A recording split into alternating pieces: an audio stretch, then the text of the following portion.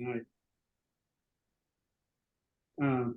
Shall I turn on my mic? Would it be clearer if I turned on my mic? Yes. Okay. Yeah, probably would. I'll turn mine off. All right, is that any better? Echo, echo, echo. Okay. Thank you, Doug. Okay. All right. So I'm going to talk about the World Radiosport Team Championship. This is based on a slideshow that I got from one of the Italians, and it is I've customized it for an American audience, and it's rather general. And of course, there's a long biography of me. Most of y'all know who I am, so I can probably skip that. Probably the most important thing is that I served as a referee in WRTC 2014, where I got this jacket. And also in 2018, that's where I got this shirt. And I have this hat that I got from the Italians at Dayton last year. I did not bring any merchandise to sell. Sorry. Right.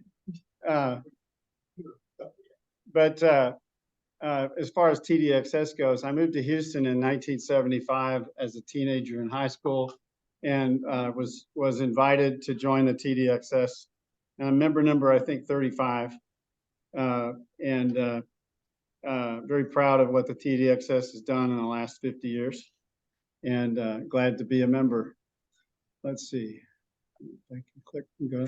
So most of y'all know what a contest is. And so I can skip that. But comparing results among the stations that participate is a mixed bag, right? You've got stations with big operators with big stations. You got crummy operators with big stations that do pretty well. You have really good operators with not very big stations that do pretty well. And so you can have a good operator in New Jersey who can't beat anybody from Texas in sweepstakes because of location, right?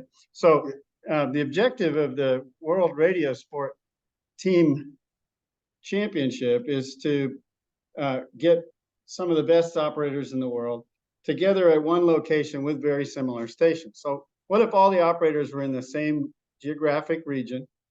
For example, in this case will be Italy, on flat ground or on similar terrain, and all with the same antennas and all using 100 watts and all having a referee looking over their shoulder to make sure that they're following the rules and all the things that you can't detect from log checking. That's the idea of the WRTC.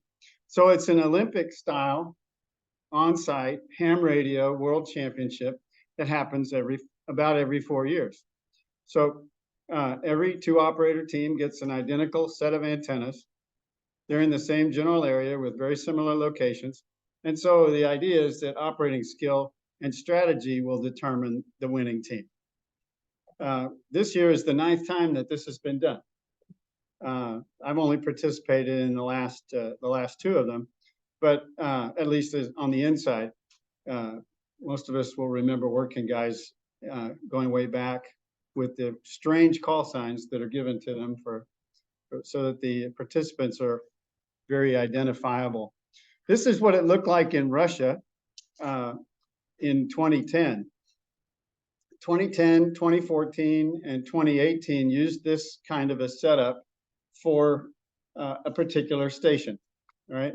With a tent, a generator, and a field day style antenna set up out in the field somewhere.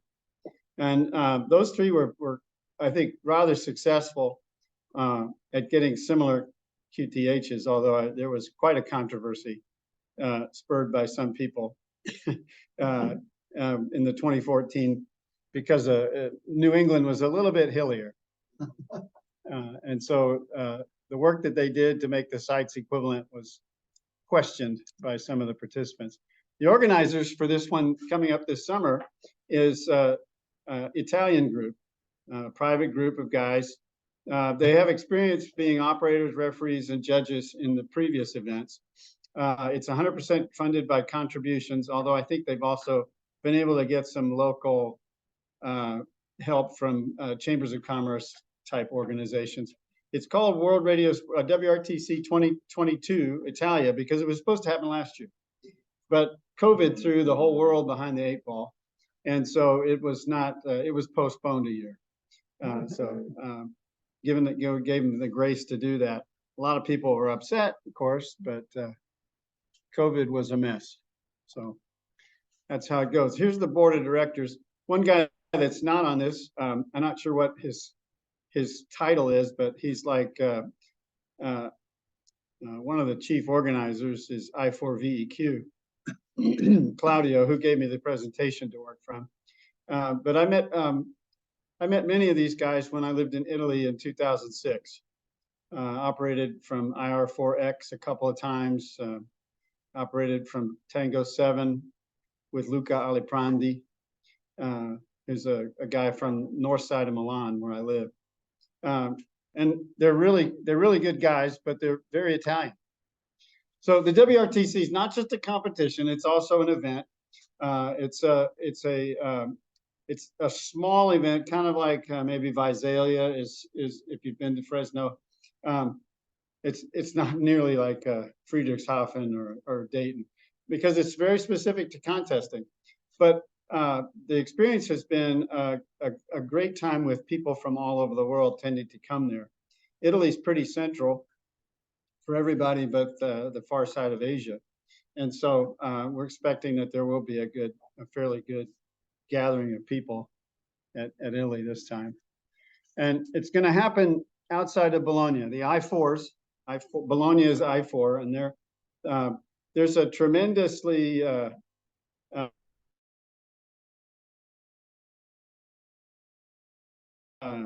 valley, which is just to the east in the province of Emilia-Romagna.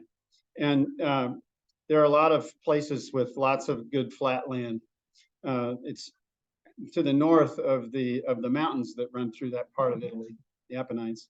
And so it should have good horizons for just about everybody, every station. The headquarters is not going to be in Bologna. And it's not going to be at the IR4X station because that station is small. It's about as big as this end of the room from the tables to the wall in a bunker inside a hill on top of a hill. So it can't be there, but it's going to be in a small town called Castel San Pietro Terme, or CSPT, which is like Hot Springs, Arkansas. It's a place with hot springs. Very nice place, about 30 minutes outside of the town of Bologna. The headquarters, you can see that's not a very big town if you look at that map. But there's plenty of hotel rooms there. There's plenty of B&Bs outside of there. There's hotels and B&Bs and other VRBO kind of places all around Bologna. It's not hard to go there. There's a place where they'll have room for us for all the participants to meet, and for the opening and closing ceremonies, which are pretty big deals. It's going to be very nice. Now they're expecting more than 180 hams. I think it may be even more than that. But the 180 was counting just the people on the inside: organizers, competitors, referees, judges, not counting volunteers, not counting people who just show up because it's going to be fun. So I think they're thinking maybe 700 people. I hope it's bigger than that. You can fly to Bologna. The airport there is called Marconi Airport. I didn't even know that until just now when I was putting this together. But most people from this part of the world will either fly into Rome or Milan and then make your way there. It's also the Italian railway works really well. And now, since we were there, they've put in a high-speed rail that goes from Milan to Bologna in about an hour and a half, I think. You could consider working all morning and go to Bologna for lunch and go back for the evening time, because evening in in Milan, they don't really eat until 7 or 8. So you can come home a little bit later and be on time for dinner. But if you've been to Bologna to eat, you wouldn't need to eat dinner because you've been to the best place in Italy for food, from my perspective. This is a picture of the closing ceremony held in a big halle in Germany, in Wittenberg. And you can see a couple of things. One is a lot of T-shirts from the different teams. You can see that the place is packed. Down the left side there, you can see it was standing room only. There are people standing in the back, the way back. It was very well attended. The Germans put on a good show. Who gets to compete? Well, there was a 2-year qualification process. There were 50 regional team leader slots that we were competing for, 50 across the whole world. The defending champions get to go. There's the 6 youth teams, 5 sponsored teams who could pay their way in, and several wildcard teams that were selected by the committee. That enabled them to pick teams that could have qualified but were beat out by others, or in some highly contested areas and other things. The team leaders and teammates all had to compete. Team leaders were the ones who scored the highest in their region. Teammates could have been anybody who competed, made the top 10 in their region. So that was a new rule. It used to be that you just qualified, then you could pick any ringer you wanted to. But this time they said, "No, you got to be serious about it."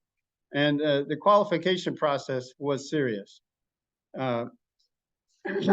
There were 24 events over a 2-year period. Most of them were DX contests. In fact, almost all of them this time were DX contests. Some of them were things like ARRL, where 1 country or 2 countries are featured. The Russian DX contest, which is a worldwide, but you get extra points for Russia. The All Asian contest, where the world works Asia. But CQ Worldwide was one of the ones with the highest point value. WPX was similarly a high point value because anybody could compete from anywhere in the world, and those were the ones that are probably the ones that people think of when they think of the top contests.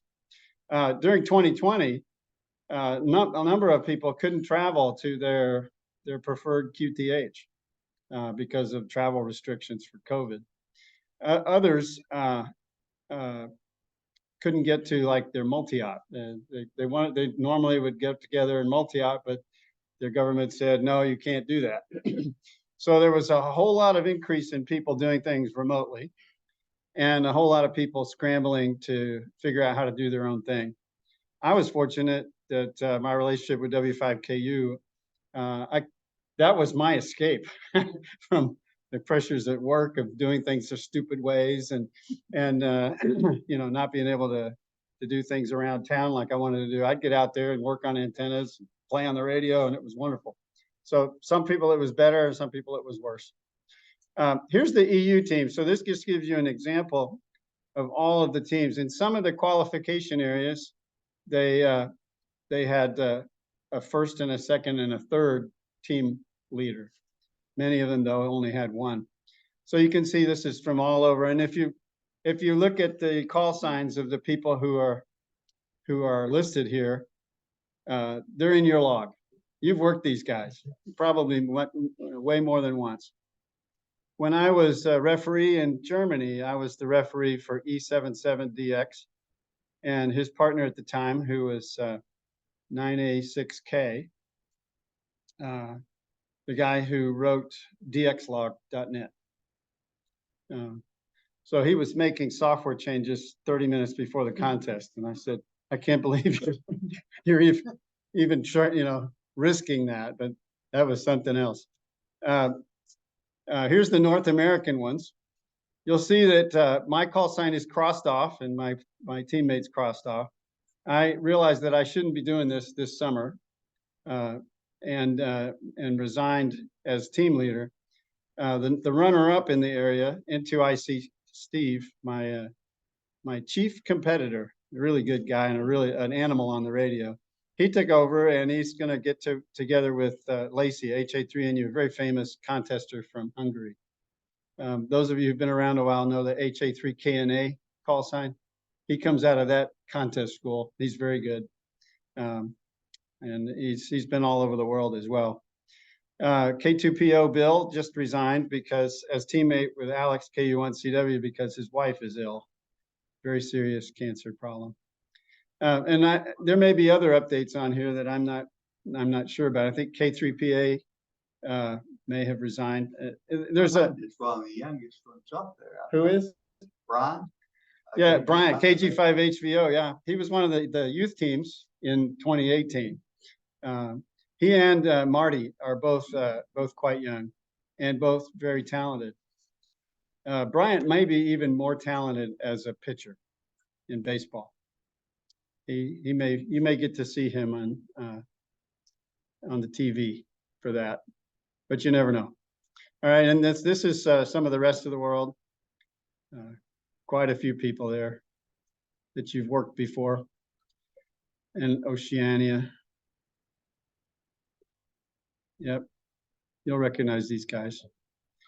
All right, and these are the donor teams. These are people who said, I want to be there no matter what, and we'll help fund it. So that's a good thing. And these are the wild card teams. Joseph and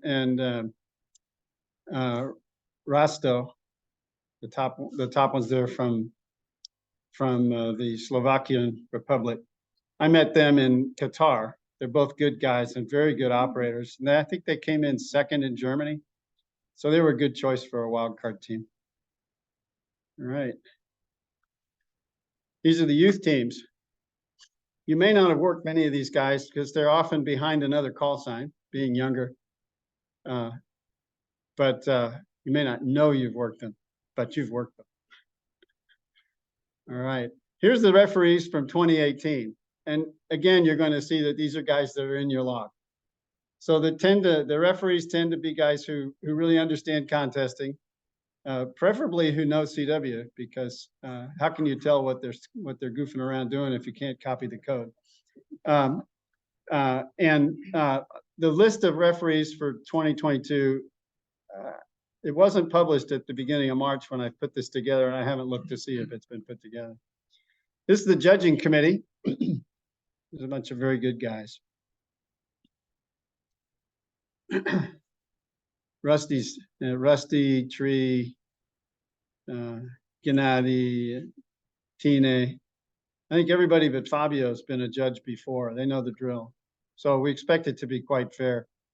These are some pictures, close-ups of the lodging and the hotel, the conference center. It looks like it's going to be very nice. Rick K5TIA was saying Italy's beautiful, and he's right.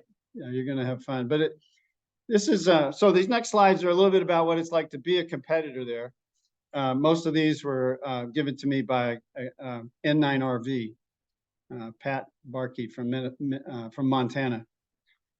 So it's kind of a multinational nonstop party. I don't know if I know all these names, but I think this is Tosca. And that's Champ E20. Tosca is Y08SCA, K08SCA. That's E21 EIC and his wife. I can't tell who that is. This is E77DX. And this was the headquarters in Germany, the headquarters hotel in Germany. The experience varies. It's not the same for everyone. Some people only have to get in their car and drive over from Croatia to Italy or to Germany. Others travel from Thailand or Singapore or somewhere far away, and that's difficult because you got to haul your own equipment. But you do get to travel to interesting places and hang out with hams from around the world that you've talked to, but you've never seen their face. You don't know who's behind the microphone. You make new friends, share new experiences. The excitement of the competition is very high. Even the guys who think they're not going to do very well are just wound up at the start, just wound up. and the tension of the drawing. Now, I mentioned the drawing. I'll get to that in a few minutes. But there's some of the difficult stuff is hauling to transmitter contest stations somewhere around the world, international travel, which is getting better, but I don't think all that stuff's been solved yet since COVID. You get to debate rules for 2 days with 100 type A competitors, all trying to figure out how they can get an edge. Page upon page upon page of rules. It's not that deep, but because basically it's the contest that we're in, which is the IARU HF championship, with some tweaks around what you can do with your station, because it's two transmitter, which is not a part of the IARU, and you're limited to 100 watts, and you. What kind of tweak? Yeah. Well, I think I have another slide about rules in a minute. You get to operate, which is fun. You get to lose because only one team gets to win. And you get to spend another 2 days with the people who beat you. And really, for people who have been to many of these or competed many times, not me, but friends like K5ZD, a TDXS member, it gets to the point where you go and you know you're not going to win. You're going to do your best to win. And ZD is going to be a competitor again this time. And he's got a very good partner, the guy who does 8P5A. You've worked him, I know, in contests recently. And they're going to have a blast. But he said, you don't know if you're going to win. You don't know whether your station is going to be better than the others. You know, there's going to be some slight differences. You don't know whether you're going to have some noise that crops up because some farmer starts up a tractor and drives around your QTH for an hour during the top opening to the US. You don't know, but you get to have a lot of fun and you get to prove yourself against the best. And I think that's what's fun. Here's the schedule. So I said there are a lot of meetings, and we'll have more on that, but there's an opening ceremony. There are meetings with the competitors.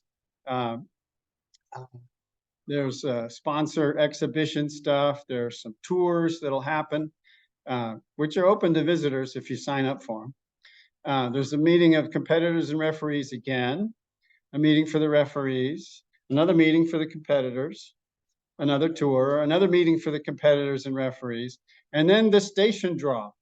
Because there could be differences between stations, they're randomly selected. So you're waiting for your name to come, the location of the station. You're waiting for it to be randomly drawn out of a hat. And then the referee that you're going to be assigned is also randomly. Although I know they put their foot on that a little bit to make sure that an American isn't refereeing an American, and a Russian isn't refereeing a Russian, and that kind of thing. It's probably more important for the Europeans because of the way they are, especially the Eastern Europeans, but that's a whole nother story. Then there's, that happens on Friday, right before the contest. And then you have 24 hours after you know where you're supposed to go to get there, set up your station, make sure it's all working, go home to the hotel, try to sleep while you think about what you haven't fixed, what's going to have to work on in the morning, and then get up in the morning and go and make sure everything's really, really ready, eat a pre-contest meal somewhere, and then the contest starts. And then it's 12 Zulu, so in Italy, that's going to be about 1 p.m., I think. The contest starts, no, 2 p.m. Yeah, contest starts at 2 p.m. And then it ends Sunday at 2 p.m. And then the judges get to work because you have to turn in your log within 15 minutes. No, you have 15 minutes to fix your log if you have any notes about, oh, I typed that call wrong. And you have to get your log in as soon as you can get back to the headquarters. And then I think this year the logs will probably be already gathered electronically, but they haven't really talked about that yet. And the judges work all night until the next day evening to determine who won. And there's a closing ceremony and an award dinner. And everybody leaves on Tuesday and goes on and does other things. So did I mention meetings? And I want you to catch the looks on the faces of the people in these meetings. They're like, oh, how could he ask that stupid question again? Didn't he hear the other guy? Oh, that's right. He doesn't speak English. Yeah. And more meetings. and more meetings. And again, they're still not all looking very good. Here's the station. This is a typical setup inside a tent with Ward Silver there overseeing somebody in 2018 as a referee. But you can see there's 2 stations, 2 operators. They've got their computer set up. Somewhere in the middle, there's blue boxes or green boxes or something for switching antennas. And then behind the station table on the floor, you can see more boxes. Each team gets identical antennas, similar sites. Every team gets a referee. You can see KC7V in the left side photo and Ward in the lower photo. The special call signs are randomly assigned. You get that envelope with your call sign in it. And you don't goes to the referee, and the referee hands it to you 15 minutes before the contest, and you open it up and figure out that whatever your call is. In Germany, they were Y calls, which many of us remember that used to mean East Germany. But the Y calls, and you had to record it if you were going to record it, and you had to put it into your memories, and all that stuff you had to do in a hurry. Don't make any mistakes. People screwed up. Some of them did. Some of them didn't. That's a lot of fun. The antenna is going to look like this. This is a tri-bander that was made by K1LZ and his LZ Bulgarian buddies. There'll be a Yaesu rotator, an 11-meter pole that telescopes. There'll be a dipole for 80 and a dipole for 40. There won't be a 160 because it's too hard to set something up for these guys. And so they just said the competition will be 80 through 10. Identical cables. They'll have the same length cable to each station. And there'll be a rotator cable and a rotator control head. As I said, there's Tracy. He's the guy who's significantly donated time and materials and money for this. How about the PC? The what? Your PC. Oh, no, you bring your own PC. So they've tested all the antennas and the telescoping pole that they had designed for this from 1990 QO. The equipment limits. You bring your own equipment for everything other than power, antennas, and rotator and control. So they provide a real-time power monitoring and online scoring link. So you're reporting your score back to a central scoreboard. You've seen the online scoreboards that are in use today, particularly VA2WA's site.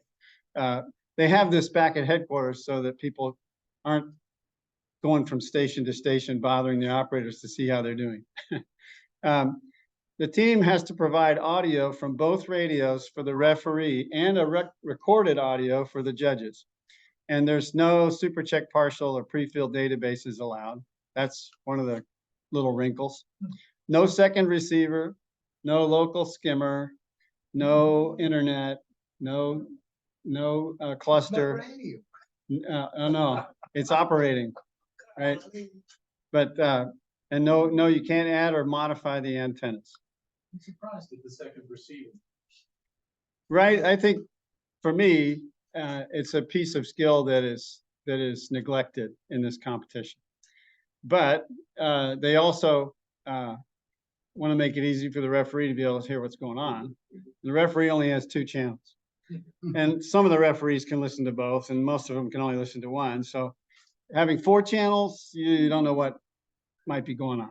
So I think that's the main reason for it. This was in N9RV and N6TR set up in 2018. Simple.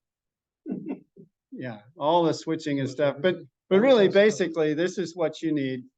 This is what you need for a competitive 2 radio multi-2, right? Voice and code. Yep. Yep.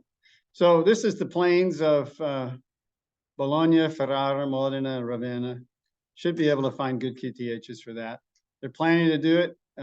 They're making agreements one by one with different, what they call agriturismi or agricultural tourism places. Hopefully that works out. Some people are very doubtful because where there's a building, there probably is noise. So we'll see how that all works out, but they'll be scattered around that region of the Po River Valley. That's central Italy. Is there a restriction or some rule that says the stations have to be 5 miles apart, or they can't be closer than 5 miles, 10 miles? Well, 1 mile? you can see some clusters of stations here in the middle of the screen, but they're intending that they're not so close together that people are saying it's a loss of competitive advantage. The best places are going to be the ones that are furthest out, probably right. There are some teams that are at this late date have said we're not coming.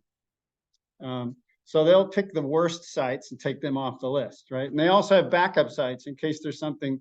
The team gets out there, they finally get their station hooked up, and it's S9 noise, and it can't be resolved.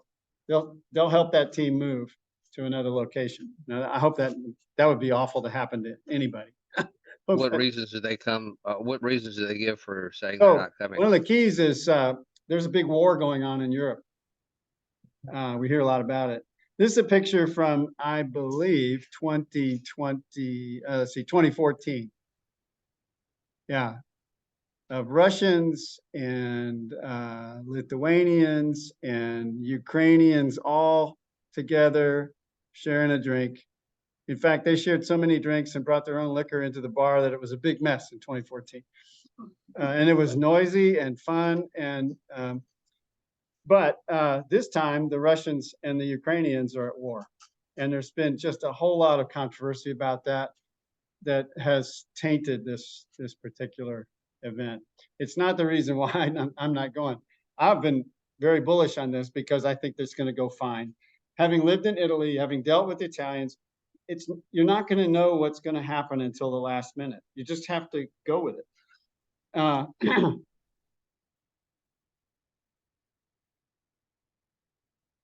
And you know you're going to eat well, and you know it's going to be beautiful, and you know it's going to be fun. It may be some things that aggravate you to no end, but that's going to be an Italian experience. It's warm. It's going to be warm. Yeah, not at night, but it's going to be warm in the afternoons for sure. So one of the things that many of you got to participate in was the WRTC award. You remember that in 2022, they had these Italian stations, II0 WRTC and so on. And then they expanded that to a worldwide format, having each of the team leaders get an opportunity to get a special call and be on the air for the month of January.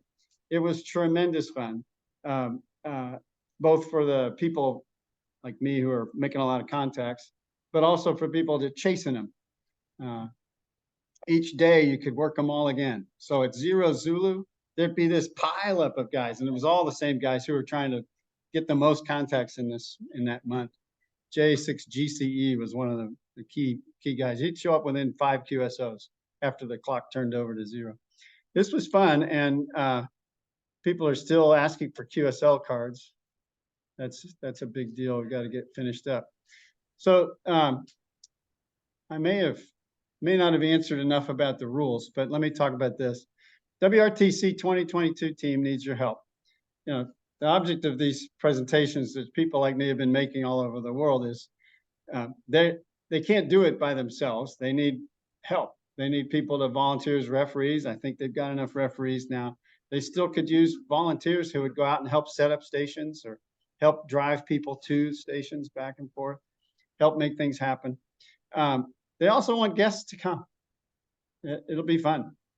They also need cash donations. They've been running on a bit of a shoestring, and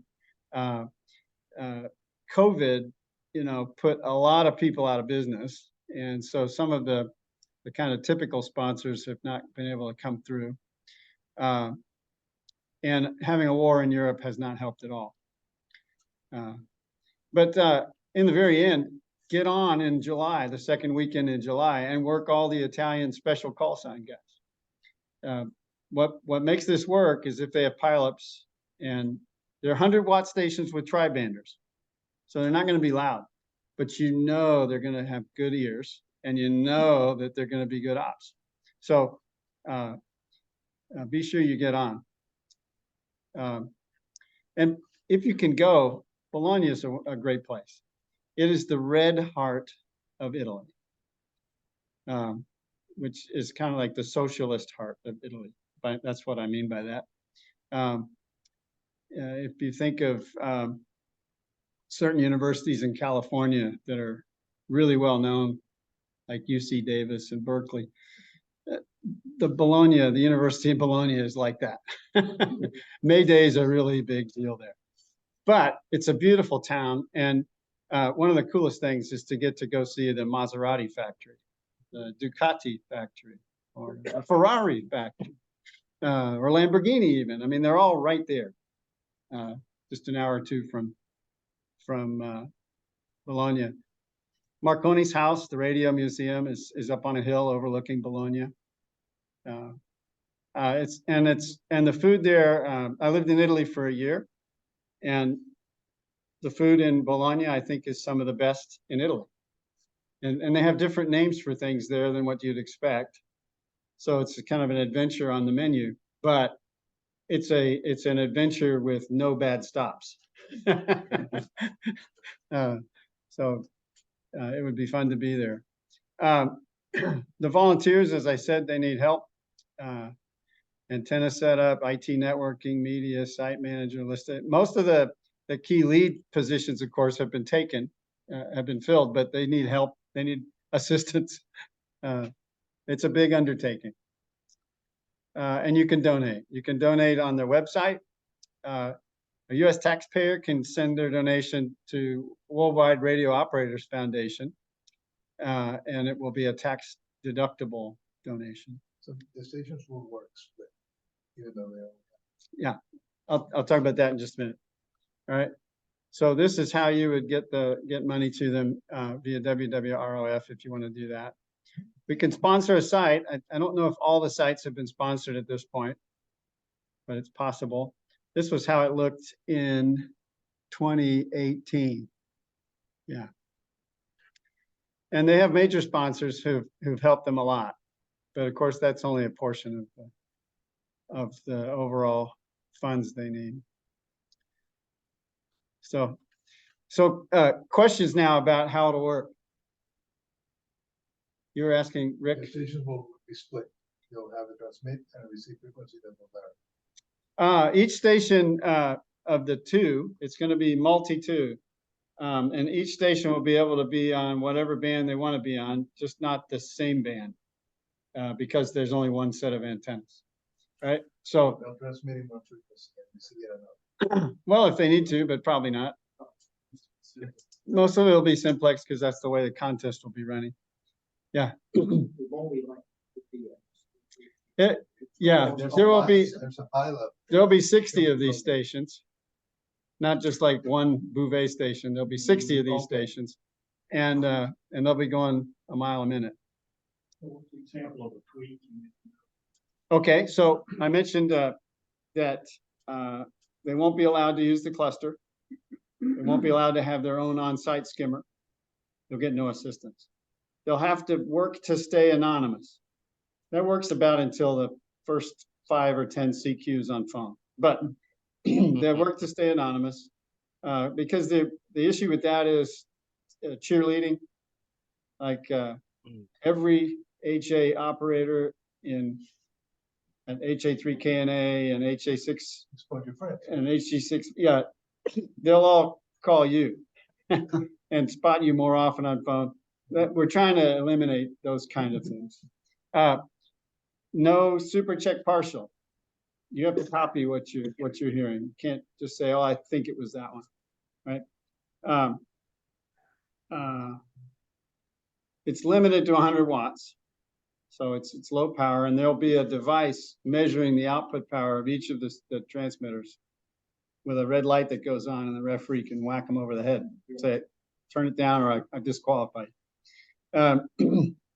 Let's see. Logging program they use? They're able to use whatever logging program can support the rules of this contest. One of the key differences is that the WRTC will be in the IARU HF competition, but with different points per contact and different multiplier. So they have a simple rule. If it's in Europe, it's 2 points. If it's outside Europe, it's 5 points on CW. And I've found 3 points and 6 points.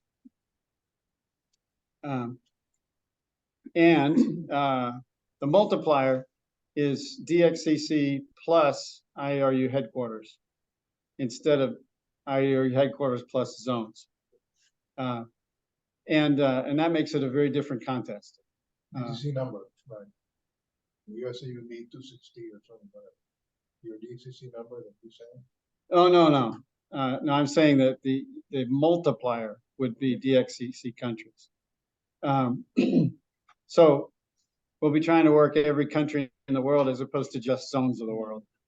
And the report is the same, 59928, because we'll be in ITU zone 28. That's a good thing, makes it simple. So it's a competitor, how do you decide whether to be phone or CW? How do you decide if you're in mixed mode and doing it from Texas? Is the rate good? So Or that's should the rate be that's better? part of the straight line. That's one of the decisions. How are we likely to get the most? One of the decisions operators make is how to maximize the rate. It's a rate contest, but you do have to also maximize multipliers. So, but you're going to spend some time on phone because there are some DX countries that just only show up on phone. Is there a fixed format for contestants called CQ? The contestants will do what they normally do to call CQ. And there's a limit on what they're allowed to do with their voice. We have CQ, WRTC on this. No, they'll say CQ test, and the big attraction will be that there'll be IX004BX or whatever the Italians come up with. Yeah. The call will tell you. The call will tell you. Just like if you're at NP4A in the ALLDX, you would say CQ November Papa 4 Alpha. Because whoever spots it. Because the main thing is to get your call sign up, because people are going to be looking for those calls. So if somebody spots you, would say it's a contest station. If you contact the contest station and you spot them, you can put an entry that it's a contest station. Sure, you could do that, but again, if you spot the station, you're going to be spotting his call sign. The call sign will tell that it's It'll tell, and you might add, WRTC. You get people's attention. That would be helpful. Sure, spotting them will be helpful, especially on phone. There's some discussion about whether or not self-spotting will be allowed. It's not currently in the rules. There may be something that the Italians will do to take care of self-spotting through their online connection to each station. But that's all a mystery right now. As I said, we're just waiting for the Italians to tell us what the answers are. Right? What else? So they've got a network of all the stations tied together. Right. They're maintaining at the same time, trying to keep tents up. That stuff. Right. some logistics there. There's some logistics there. Yeah. Network. Dave, why'd you pull out? Well, the networks that were used in prior editions, 2014, 2018, were relatively simple. They were just reporting the score. Okay. It may be that that platform that was used, the Ham Award platform, will be the one that is used for some of the behind the scenes stuff here. Don't know. Okay. I know that those guys are tied at the hip. So, all the So it PCs should be will- very good. all the PCs will go to a mainframe. I mean, the main, where everybody's transmitting to. Yeah, so there'll be a collection of score and probably QSO information and frequency real- in information real and time. so on at the headquarters in CSPT. So that'll be interesting. Well, What? if you experienced what was on for N5W for the WRTC award in January, it was pretty effective. Oh, yeah. You could see the call sign show back up on your web on your web browser within seconds of you completing the contact. And what kind of strange for me, I thought I was doing pretty good, but there were several stations, about 4 to 1. You can see them making contacts.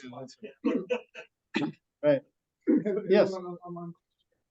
Sure. He said, why did you resign? Well, it's pretty simple. The simple answer, God said no. And I had been considering whether this was what I needed to be putting my energy into, and it became very clear to me near the beginning of the year that it was not. And I've learned from experience that when it's clear and I don't do that, I run the other way like Jonah did, that it turns into a storm, and I don't need a storm. Some people have asked, it was because of my health. No, I'm pretty much over prostate surgery that I had in the fall. I'm in pretty good shape. I'm ready to go. I was physically ready to go do this, but when God says no, you got to say no. You got to go with him. Sure. So that's the answer there. And we are likely to be traveling during that time and not even on the air. So we'll see what happens with that. So we had planned a family trip in Italy afterward. We won't be going to Italy, but we'll be doing something else. Hey, Dave. Yeah. Other questions about the event?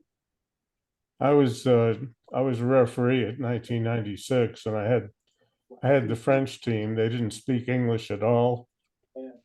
They used a strange logging program. They had European keyboards. 5 days so that she and I could go. I needed a Guess they can't hear us. Yeah, and she's fluent. Yeah, I don't think they can Well, hear that's us, John. terrific. But Maybe type in your question. Maybe they can see it. Because I've been encouraging him to get into him. Oh, well, he'd get to see a lot of cool things. It'd be terrific. Yeah. If I can pull it up. So is the hardware, the antenna, in the past situation you mentioned earlier, is that been used previously, or is this year's new thing? These are all new for this year. It's a similar setup to what was used in Germany, and fairly similar to what was used in Russia and in New England. But it's brand new, and they've built and tested the antennas. They're ready to be deployed. They'll need some help at every site getting them up. So operators, somebody will set that part of the station up for them? Yeah, all the operator gets to do is bring his 50, 60, 100 kg worth of switches and radios and laptops and monitors and keyboards and paddles and headsets. Everything inside the tent is the team. Yeah, plug the coax in, plug the power into the power strip. Yeah. I think I read in there too. What kind of stuff's gonna be so? What'd you say? I think I read that. Yes, yeah, I didn't say that out loud, but after it's over, they're gonna have 60 or 70 tri-banders they want to sell. And It's like telescopic the Olympics, towers. keep sailing to the ditches. They sell the boats, is that right? Yeah, very similar. What kind of air What do you say? What kind of air conditioning do they have in those tents? Probably none. And this time they'll be in the agriturismo buildings, probably. There's Inside. They'll be not inside, in a still tent, the- it'll be indoors, but that may not be an air conditioner either. There's not much of that in it. No, not a lot. You might, I was thinking that before I decided not to go, I was thinking that we could rent a Pinguini. Pinguini's a little standalone unit that exhausts out a tube out the window and cools the room. We had one in our apartment in Italy because that's all we had was that for our apartment. And we could run it, but we couldn't run the dishwasher at the same time. And so I can't run my radio at the Hampshire County and run the air conditioner. you've got Italian power. I don't know how that could be. Yeah, well, it's fancy. We dealt with it. It's co-op. So, Yeah. I know what you're talking about. So, You gotta If limit your- the contestant has Scott, an antenna issue after the contest starts, who takes care of that? Who's responsible for fixing that? there'll be someone at each site ready to fix things. When I was referee in 2018, about early the the morning of the contest. They were turning the antenna and he said, I'm going to beam US. This guy said to this guy, I'm going to beam US.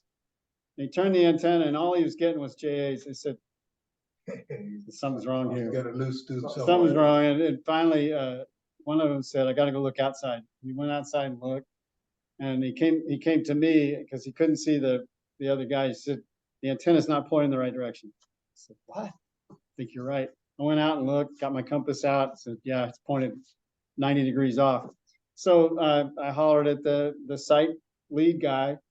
He came over, he took one look at it. He said, you're right. He ran to his car. He ran back with wrenches, tightened it back up, pointed it the right way, and got them back on the air. It's not likely there'd be any much more problem than that, because the antennas have already been tested. They'll have been tested by the operators when they get the station set up on Friday, because they're going to want to know, does this thing work? And if it doesn't work, it gets solved before the contest starts, or they get moved to another location, which would be a terrible thing. But Do you have a backup rig? can you have a backup rig? Backup rig, backup computer, backup keyer, backup, yeah. Depending on your level of Just more kilograms. certainty, What you yeah. wanna carry. Certainty about what you can carry and Oh, two but backups. that it's not going to get broken on the way there. Yeah. In the past, The depository of spares. available. yeah, they've already announced that there's going to be a vendor on site with inventory of plugs and converters, and they're also talking about perhaps you can buy or rent a monitor, so that you don't have to Carry that. one suitcase for two monitors, to get it over there. That would be hard. But Is there a higher percentage of K3s than any other? Or the K3s are often one of choice because they're pretty good de-expedition radios. Yeah. The guys who won in New England, when they went to Germany, they shipped IC 7851s, and one of those radios weighs a ton. I wouldn't pick it up with my bad shoulder. You know what I mean? But they're really good radios, and they were really serious. So they shipped the radios, and they, of course, didn't show up until like midnight Friday night. So they had a big scare that they weren't even going to have any radios. So, but yeah, so it varies. Emir E77DX drove over in his truck. He had half of his shack in the truck. He said, broken cable, just a minute. Comes out with a soldering iron. But other people that, if they came in 3 suitcases, you have what you have. And you may be scrounging to find something that you need. In addition, they have to provide a recording that works. And we've all had experiences where we started a recorder and operated and then find out later it didn't really work. I recorded the ARRLDX contest this year. I didn't notice, but at 36 hours, the battery was dead. And I didn't even notice. So that was frustrating. And the other thing is having to provide sound for the referee that doesn't screw up your own sound. That can be a problem. And so it can be done very simply, but when the referee changes channels, your audio will go up and down. Or you can do it more complicated, and then you got more opportunities for things to break. So it's a nightmare for the guys participating to make sure it's all going to work. Well, at least there's no tornadoes. That's not true, but they're very rare. They're very rare. It looked like it's a glow. No, not like Oklahoma. The referee is looking, first of all, for, are they trying to identify themselves early in the contest so that their buddies can cheerlead for them? Are they shortening? There's some limits on being able to use short letters, cut letters on CW. There's some limitations on what you can say on phone. So they're gonna be listening for them to be saying things in some other language than English. You know, English is required, beg your pardon? is English required? Yeah, English and basically common phrases. Okay. Yeah. So now, if you're serious about winning, you're not going to say extraneous, right? But you might say, you know, thanks in a native tongue, which I do all the time, and I would have to, you know, cut that urge off. So that they know you're American. Or yeah, or they know who you are, right? Because you're supposed to be anonymous. Right? Your voice. Well, they've heard my voice, yeah, Oh, yeah. but so you might be recognizable. Like I'm fairly certain that when I hear K5ZD running with the Italian call sign, I'm going to know that's Randy because I've heard him so many times. And I'll know when he switches to his partner because I know what Tom sounds like. But the objective is for as long as possible to keep it anonymous. Yeah. And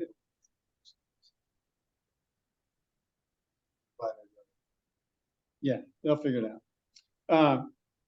The other things you're looking for is, are they padding the log?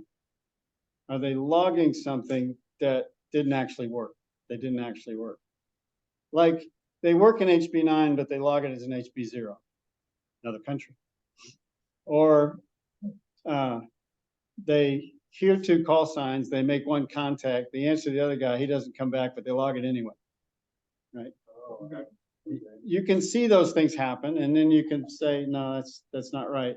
And if enough of those accumulate, the ref's going to report it, and they will get dinged, or maybe even disqualified. So there have been disqualifications in the past, typically for excessive cheerleading. And there was pretty big controversy about that in Germany. Excessive what? I heard some in violence. Obvious. Yeah, well, you'd hear the same guy, same signal.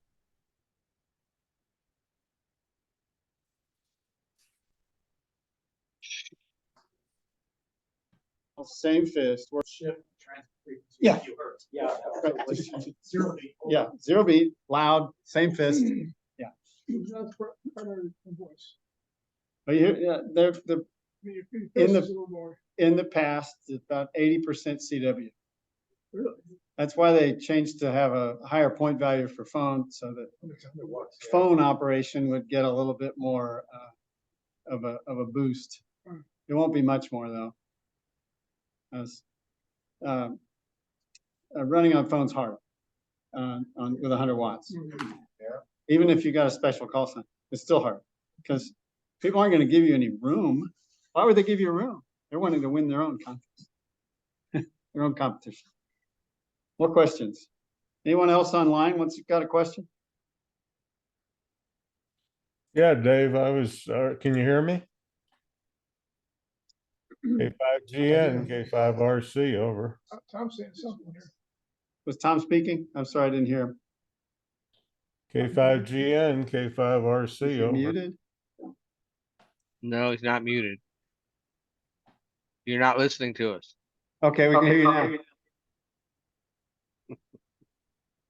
Try to get Tom. Hello, Dave. Hello, I can hear you. Oh, that's great. I just wanted to make a comment. I was a referee in '96. I had the French team. They didn't speak English. They had their own weird logging program. They had European keyboards, and the biggest problem was they didn't speak English, and it was a very frustrating 24 hours for me. And they didn't know beam directions, and you could just sit there. You know, that's not the right direction. You can't tell them. So it's an incredible event. If you've never been, I don't travel anymore since W5FU died of COVID 3 years ago. But I encourage anybody who's never been to make the trip. Yeah, it's fun. You turn it down. The one of the cool things is the opportunity to meet people that you wouldn't ordinarily have met. In 2014, I was the referee for 3V8SS and YU1LA, it's called. And they're both Muslim. And at that time, Ramadan was during the month of July. So neither one of them ate anything during the day. And they both crashed about 3 a.m. They were falling down on the keyboard. And Ash, who is more serious about it than the other guy, he said, I can't do anymore. I got to lie down. So he lies down. I'm thinking, you've only got to go 3 more hours. Only 3 hours. So I told him, 3 more hours, Ash, don't quit. And then Ronnie also crashed.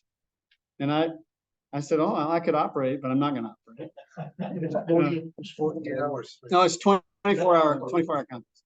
And finally, after about 45 minutes, I said, that might be enough of a power nap that they can wake up. So I kicked them both. Yeah, it's no fun if they're not operating. So I kicked them both. They both rolled over and went back to sleep. And finally, one of them woke up and looked at his watch and he goes, oh, I've blown it. And he kicked the other guy and they both got up and they operated till the end of the contest, which was really only about an hour and a half they were off. But they came in last. You can't do that. Can't sleep. You'll be last. But it was tremendous fun getting to know them. And it was cool to get to know Chris before he passed away. That was his last big hurrah before he died of cancer. 95K, 6K. Yeah. Yeah, any more questions? Okay. I hope you can all get on and hope some of you can go visit. It will be fun. A couple of bucks. Well, travel's been a little more expensive these days than it was pre-COVID. And prices are up all over the world. But Italy's not that expensive. And like I said, it's beautiful. The food is great. It's going to be a good time. And if you fly to London and stay with your daughter, the airfares between London and Bologna are they're cheap. I mean, look on the subway, 25 pounds. Yeah, Why not? there are cheap fares within Europe. So if you can get over there and you can do it on the cheap pretty well. Yeah. And another thing is Italy, nobody speaks English. But when you get here, people will speak English because they're contestants, they're international people. The other thing is the words are in letters that you can read, unlike like going to Thailand, where you look at it and you go, I don't know what that means at all. And you can get around, it's pretty normal. The euro. Italians speak with their hands. I do that, I know how to do that. And the food is so good. Very good. So I hope that you've enjoyed it. Thank you very much for letting me talk about it.